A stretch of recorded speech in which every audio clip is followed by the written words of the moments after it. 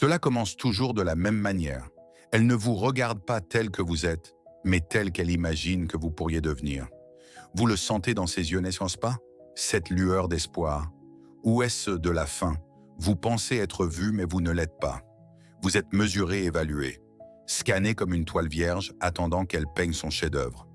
Mais le chef-d'œuvre, ce n'est pas vous. Cela ne l'a jamais été. Et Carl Jung, il vous avait prévenu. Pas avec les mots doux d'un conférencier en motivation.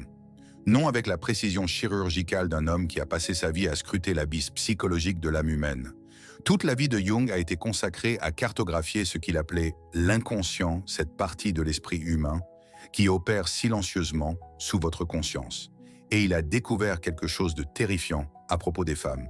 Il a découvert qu'elles ne tombent pas seulement amoureuses des hommes. Elles tombent amoureuses de l'idée de l'homme du fantasme de la projection. Et le plus effrayant, c'est que la plupart d'entre elles ne réalisent même pas qu'elles le font. Vous pourriez penser qu'elle vous choisit, mais ce qu'elle choisit réellement, c'est la version de vous qu'elle a créée dans son propre esprit, une marionnette psychologique qui existe pour jouer un rôle dans son film privé. Et quand vous cessez de correspondre au script, elle change l'acteur, pas l'histoire.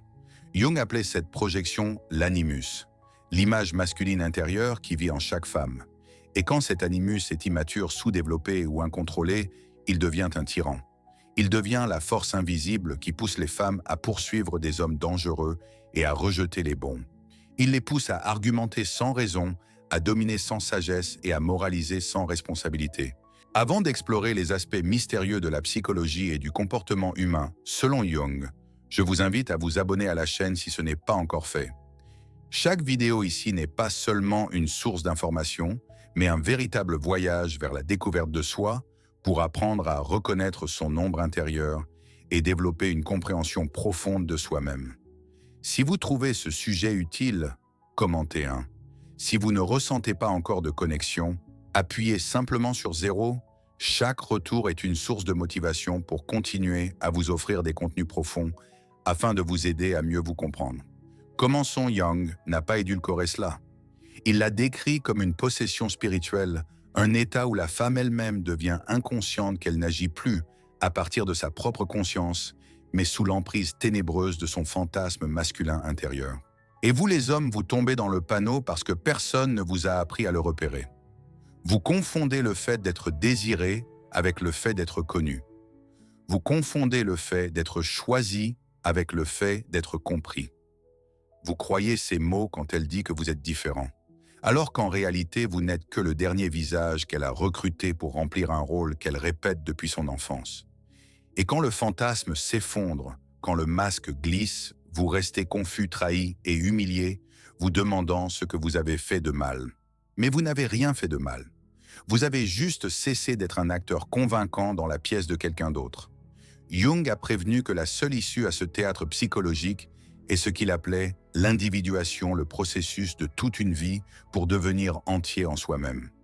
Et voici la vérité inconfortable, la plupart des hommes ne commencent jamais ce voyage. On vous a entraîné à courir après l'approbation, à chercher la validation, à laisser les femmes définir votre valeur. Et tant que vous le ferez, vous continuerez à jouer le même rôle encore et encore, remplacé chaque fois que le public s'ennuie. L'individuation n'est pas glamour, c'est brutal. Cela exige que vous confrontiez les parties de vous-même que vous avez enterrées. Le faible, l'insécure, le brisé. Cela exige que vous cessiez de blâmer les femmes de ne pas vous voir et que vous commenciez à vous voir vous-même. Car voici ce que Jung savait et que la plupart des hommes ne comprendront jamais: on ne devient pas un homme en étant choisi. On devient un homme en se choisissant soi-même. Vous ne gagnez pas votre valeur par son affection. Vous la gagnez en vous tenant debout seul, pleinement éveillé, pleinement responsable, pleinement vivant. Un homme qui a affronté son propre inconscient ne peut pas être séduit par la projection. Il n'est plus une marionnette dans le fantasme de quelqu'un d'autre. Il est l'auteur de sa propre réalité. Jung a observé que la plus grande tragédie des hommes modernes n'est pas d'être rejeté, mais d'être prêt à se mouler dans n'importe quelle forme qu'il croit être acceptée.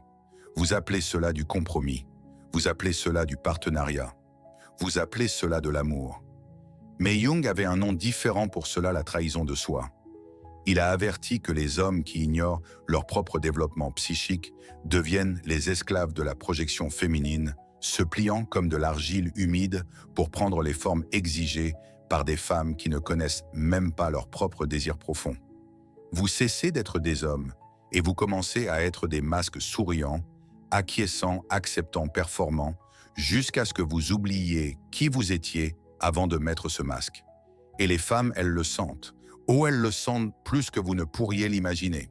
La chose même que vous pensez utiliser pour vous faire aimer l'obéissance, la prévisibilité, la disponibilité, devient la raison même pour laquelle elle perd toute attraction. Pourquoi? Parce que l'instinct féminin enseigné Jung n'est pas attiré par le confort. Il est attiré par le mystère, par le risque, par l'homme qu'elle ne peut pas totalement définir ou contrôler. Dès l'instant où vous vous rendez totalement connu sans limite, sans colonne vertébrale, vous ne devenez pas plus aimable. Vous devenez invisible, jetable, remplaçable. Pourtant, voici le paradoxe qui maintient la plupart des hommes en esclavage. Vous craignez d'être seul plus que vous ne craignez d'être faux. Vous préféreriez vous perdre plutôt que de la perdre. Vous préféreriez vivre dans un rôle plutôt que de faire face à la terreur, de rester debout sans applaudissements. Mais Jung enseignait que tant qu'un homme n'embrasse pas cette solitude, il ne sera jamais libre. Il a écrit que l'individuation est un chemin qui n'est pas pour les cœurs fragiles, car il exige de mourir avant de mourir. De laisser les fausses versions de vous-même brûler pour que quelque chose de réel puisse enfin émerger. Mais laissez-moi vous dire quelque chose que personne ne veut dire tout haut, l'individuation est solitaire. Terrifiante de solitude, parce qu'en marchant sur ce chemin, vous commencez à voir des choses que vous ne pouvez plus ignorer. Vous commencez à reconnaître les jeux auxquels les gens jouent, les masques qu'ils portent, les mensonges qu'ils se racontent juste pour se sentir en sécurité. Et quand vous essayez de partager ce que vous voyez, ils se moquent de vous. Ils vous traitent de froid, d'arrogant, de trop sérieux. Ils vous accusent d'être le problème. Mais vous n'êtes pas le problème. Vous êtes le miroir. Et les gens détestent le miroir quand il leur montre quelque chose qu'ils ne veulent pas affronter. Jung le savait bien.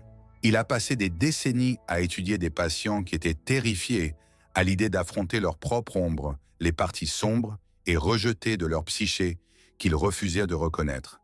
Et les femmes, prévenait Jung, sont souvent élevées dans des cultures qui les récompensent pour avoir évité cette confrontation. On leur dit qu'elles sont pures émotionnelles, intuitives et complètes telles qu'elles sont. Mais Jung ne l'acceptait pas. Il a écrit que le plus grand danger pour les femmes était leur animus inconscient, la voix intérieure qui parle avec une fausse certitude, une fausse autorité et une fausse supériorité morale. Il a averti que si une femme ne fait pas face à cette force masculine intérieure et ne l'intègre pas, elle en devient la prisonnière, la projetant sur chaque homme qu'elle rencontre, les blâmant pour la guerre même qu'elle refuse de mener en elle-même. Et vous voilà pensant être son sauveur, pensant que vous serez l'exception, pensant que si vous l'aimez assez fort, si vous faites vos preuves assez bruyamment, si vous performez assez bien, elle finira par vous choisir pour vous.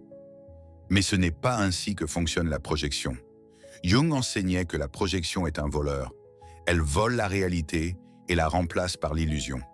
Et tant que les hommes et les femmes ne s'éveilleront pas de cette illusion, ils sont destinés à répéter la même tragédie encore et encore.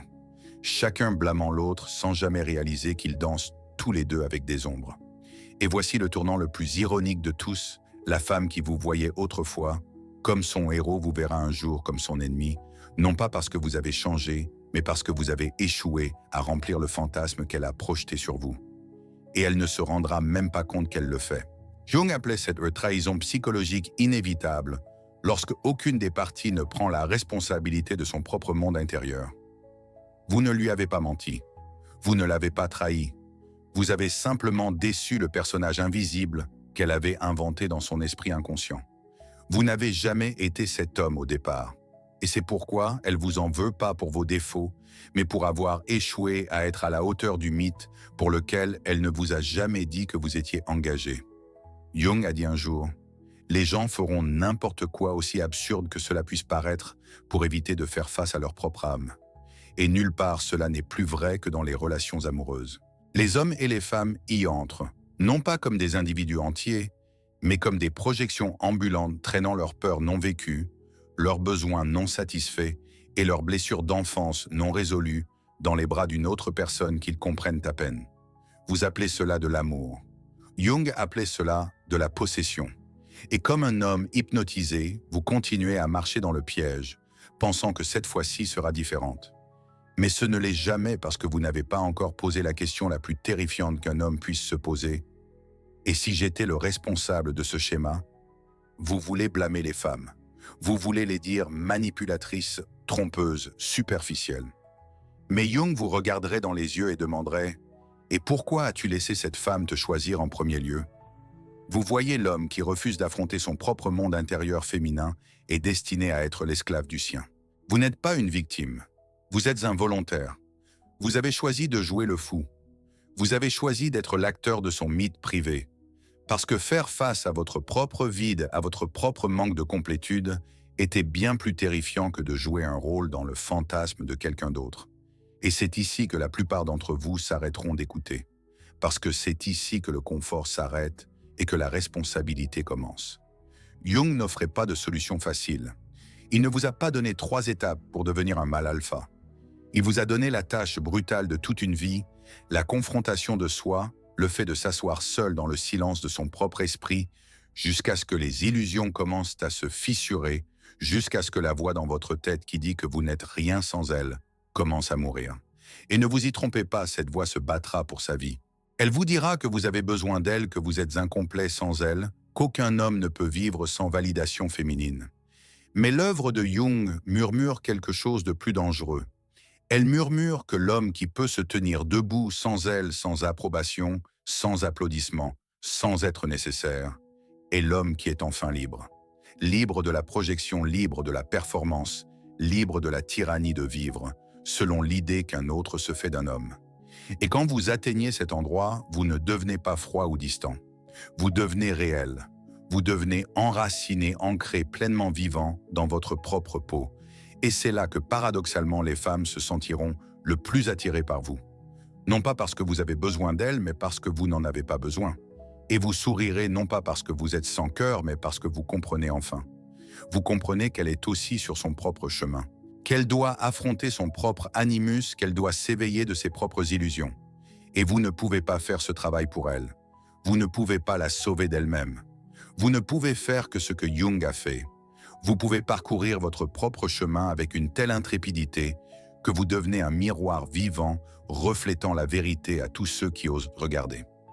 La plupart se détourneront, mais quelques-uns rares vous en remercieront. Et c'est cela, mon ami, la différence entre être aimé pour le rôle que vous jouez et être respecté pour l'homme que vous êtes devenu. Et quand ce moment viendra, quand vous réaliserez enfin que vous n'avez plus besoin de performer, vous commencerez à remarquer quelque chose d'étrange. Vous remarquerez à quel point les gens deviennent mal à l'aise autour de vous. Ils le sentiront même s'ils ne peuvent pas le nommer. Le poids de votre présence les déstabilisera parce que vous n'entrerez plus dans les catégories prévisibles qu'ils utilisent pour se sentir en sécurité.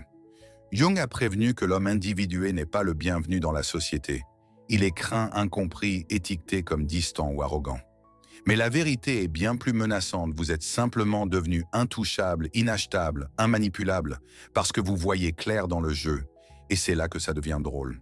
Les personnes même qui mendiaient autrefois votre attention, votre validation, votre approbation, commenceront à vous en vouloir de ne plus avoir besoin de la leur. Les femmes surtout, celles encore possédées par le fantasme de l'homme parfait, vous accuseront d'être émotionnellement indisponibles. Elles diront que vous êtes trop dans votre tête, trop analytique, trop distant. Mais ce qu'elles veulent dire réellement, c'est qu'elles ne peuvent plus vous contrôler. Vous êtes descendu de scène. Vous avez arrêté de lire leur script. Et sans ce script, elles ne savent pas quoi faire de vous parce que vous avez cessé d'être un personnage pour devenir un homme. Jung plaisantait en disant que les dieux sont devenus des maladies, que ce que les cultures anciennes appelaient « possession divine », la psychologie moderne l'appelle névrose. Et ne vous méprenez pas, les hommes en quête de validation sont les plus malades spirituellement de tous. Vous pensez être romantique quand vous dites des choses comme « je ferai n'importe quoi pour elle » ou « elle est tout pour moi ». Mais Jung secouerait la tête et vous dirait que ce que vous appelez amour est en fait un refus de porter votre propre âme. Il est plus facile de la projeter sur une femme et de faire d'elle la porteuse de votre espoir, de votre sens, de votre but.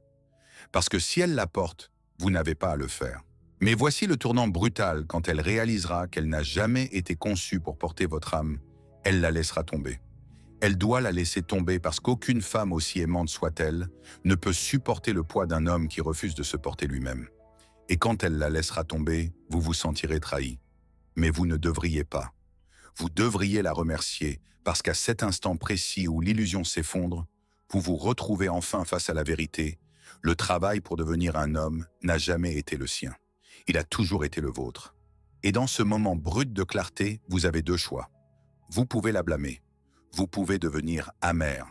Vous pouvez rejoindre le cœur en colère des hommes qui pointent du doigt les femmes se moquant d'elles, leur en voulant, les fuyant comme des lâches qui n'ont jamais osé affronter leur propre vide.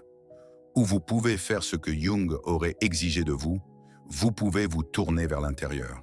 Vous pouvez commencer le travail solitaire, terrifiant et libérateur de l'individuation de devenir entier sans avoir besoin de quelqu'un d'autre pour vous compléter. Parce que la vérité était que la femme que vous cherchez là-bas est un reflet de la partie de vous-même que vous avez abandonnée. Tant que vous n'affronterez pas cette partie, chaque relation sera une performance.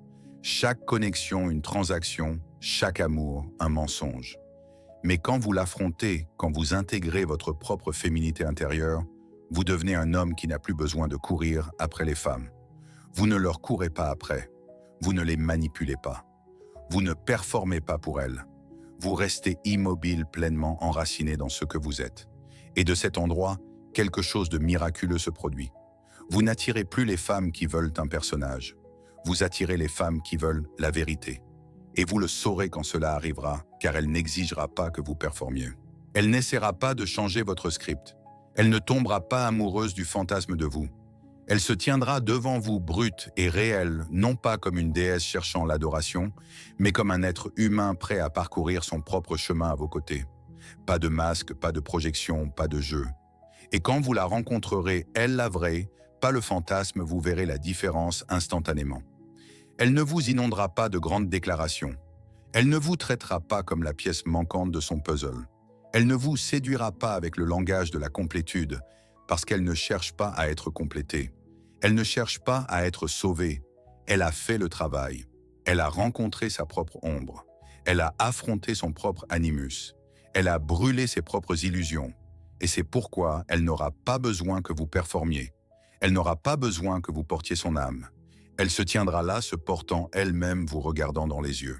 Non pas comme un homme qu'elle veut modeler, mais comme un homme qu'elle est enfin prête à rencontrer. Et dans cette rencontre, il n'y a pas de désespoir. Il n'y a pas d'attachement excessif. Il n'y a pas de performance. Il n'y a que la vérité. Et cette vérité, enseignée Jung, est la forme d'amour la plus rare et la plus dangereuse. Le genre qui ne demande rien, mais offre tout. Parce qu'il n'est pas né du besoin. Il est né de la liberté.